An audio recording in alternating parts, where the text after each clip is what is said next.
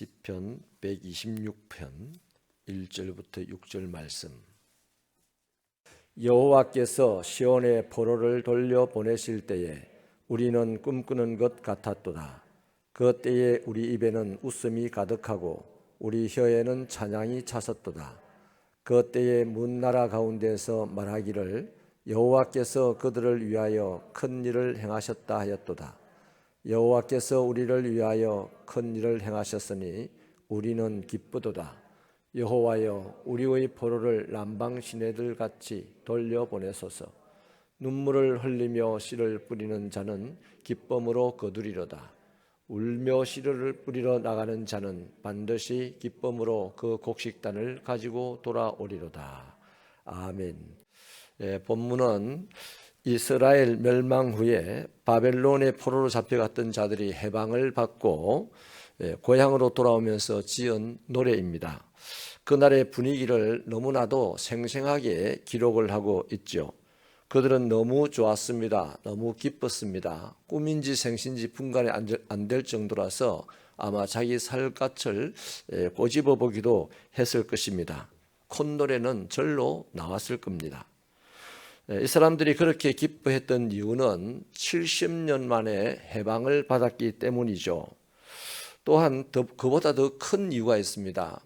하나님께서 자기들을 버리신 줄 알았는데 하나님이 여전히 자기를 돌보고 계신다는 사실을 알게 되었기 때문입니다. 70년 전에 이스라엘 백성들이 멸망을 받게 된 이유가 무엇인지 그들은 잘 압니다. 그들은 하나님의 백성이면서 하나님의 말씀에 순종하지 않았습니다. 이거 분명하게 잘 기억하셔야 됩니다.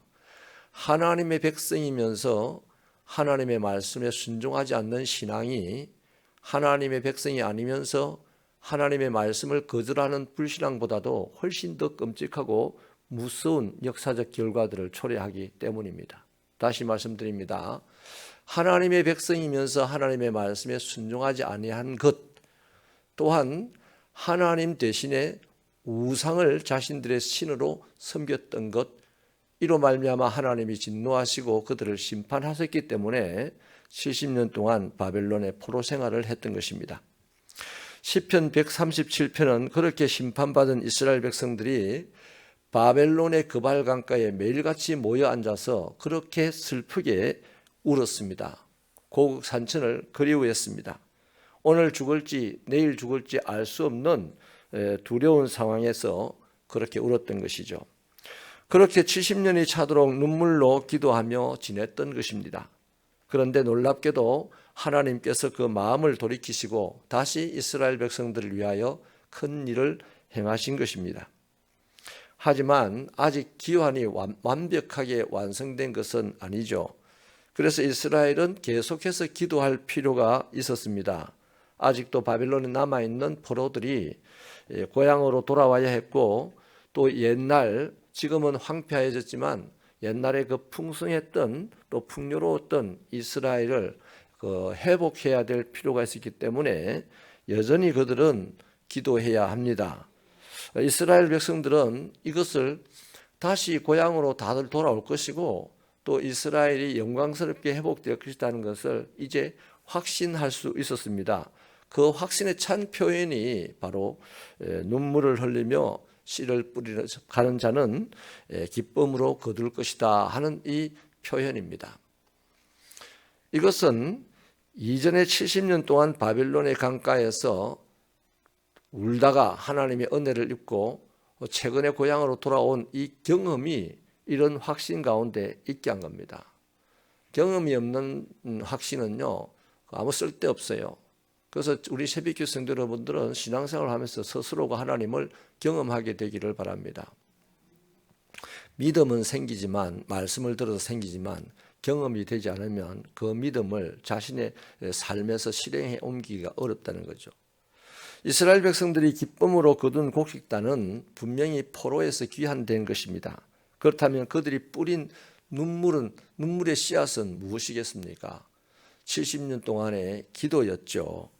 70년이라는 그 긴 기다림의 시간을 기도로 보내는 중에 뜻밖의 은혜로운 소식을 듣습니다. 고레스 왕이 칙령을 발표해서 이스라엘을 해방한 것이죠. 이것이 바로 하나님의 크신 행사라고 고백을 합니다. 사랑하는 여러분, 기다림이라는 것은 언제나 길게 느껴집니다. 하지만 하나님이 역사하시면 언제 그런 일이 있었느냐 하는 듯이 빠르게 변화될 것입니다. 그때는 지난했던 어려운 상황들, 또 그래서 눈물로 간절하게 기도했던 그 때가 아름다운 추억으로 우리 얘기거리로 소환될 것입니다. 이처럼 하나님이 하시는 일은 항상 갑작스럽게 변화를 몰고 옵니다. 고난과 어려운 가운데 있을 때 이게 언제 끝나나 싶겠지만 하나님의 은혜가 임하면 어느 날 갑자기 다 달라지게 된다는 것입니다. 여러분, 환난 속에서 폭풍우 같은 이 시련들이 또 어려운 시간들이 언제 지나갈까 괴로워하면서 기다리는 분들이 많이 있습니다. 건강 문제로, 직장 문제로, 또 금전 문제로, 인간관계 문제로, 심지어는 자녀들의 결혼 문제로도 다 지루한 시간을 지금 보내고 있죠. 이러한 문제와 마주치게 되면 우리는 항상 이 바빌론의 70년 포로 생활 같은 것이 우리 현실로 느껴지게 됩니다. 과거에 주님께서 부어주시던 풍요로웠던 그 때를 또 그리워하기도 하죠. 여러분, 이런 때에 우리는 무엇을 해야 되느냐? 우리가 할 일이 무엇이겠습니까? 하나님의 큰 일이 일어나기를 기대하면서 기도하고 기다리는 것 말고는 우리가 할 일이 없습니다. 맞습니까? 이것이 바로 눈물로 씨를 뿌리는 일입니다. 때가 차면 반드시 하나님의 역사가 큰 일로 나타날 것이기 때문입니다. 다시 말씀드립니다. 하나님의 은혜는 갑작스럽게 우리에게 임하게 되어 있습니다. 그 은혜를 맛보려면 갑자기 임하는 은혜, 가만히 있다가는 다 맛보는데 본인은 못 봐요. 근데 아무도 맛을 못 본다 할지라도 맛보는 사람이 있습니다. 눈물로 씨를 뿌리는 사람. 다시 말하면 이 괴로운 시간을 기도로 하나님을 기다리는 그 사람에게는 하나님의 크고 놀라운 일이 은혜로 임하게 되는 것이죠.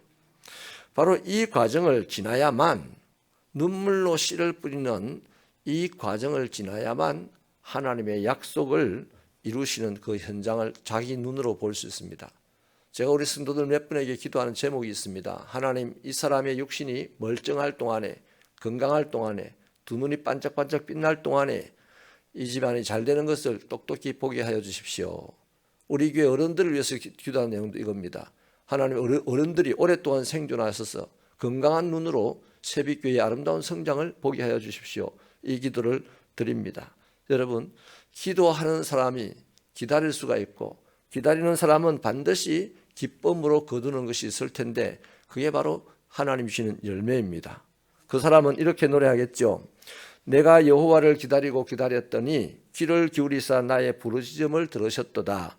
나를 기가 막힐 웅덩이와 수렁에서 끌어올리시고 내 발을 반석 위에 두셔서 내 걸음을 견고하게 하셨다. 어떤 사람은 이 시편의 내용이 40편 1절 2절로 하고 답을 잘 말합니다. 그런 거 몰라도 돼요. 내 입으로 이 말이 나오는 것이 능력입니다.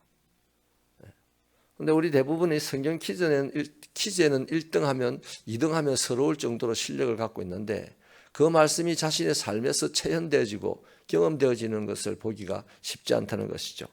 여러분, 척박한 땅을 개간하고 씨를 뿌리는 일은 눈물을 삼켜야만 할 일입니다. 피와 같은 땀을 흘려야 가능합니다. 그런 사람으로 말미암아 어느 날 그 척박한 땅은 옥토가 되어서 나무가 세워지고 새들이 노래하고 시냇물이 흐르고 사람들이 피서를 오고 언제 그 옛날 척박했냐는 것을 모를 정도로 아름다운 땅이 되죠. 우리 인생도 마찬가지입니다. 지금 우리 인생이 척박하지만 눈물 흘릴 수밖에 없는 상황이지만 눈물을 흘리며 기도하고 기다리면 하나님은 이 세상의 아름다움보다 더 풍요롭고 아름다운 우리 인생을 어느 날 만들어 주실 것입니다. 그날을 경험할 수 있는 저와 여러분의 삶이 되시기를 바랍니다. 하나님 아버지여, 어느 날 아버지 하나님의 큰 행사의 은혜가 이 땅에 임할 때에 그 은혜의 장수의 주인공이 우리 새벽교회 성도들이 되게 하여 주시옵소서. 오늘 이 척박한 환경 때문에 삶의 자리 때문에 불평하고 원망하고 시비하고 책임을 묻다가 아버지 임하시는 갑작스럽게 임하시는 은혜는 구경도 못하고 쓰러지는 사람이 있는가 하면 잠잠히 아버지 하나님의 은혜를 구하며 오늘 이 괴로움을 눈물을 삼키며 기도로서 기다렸다가 그 은혜의 주인공이 되는 사람이 있을 텐데 몇 안 되는 이 주인공들이 우리 새벽교회 성도들 되게 하여 주시옵소서. 예수님 이름으로 기도하옵나이다. 아멘.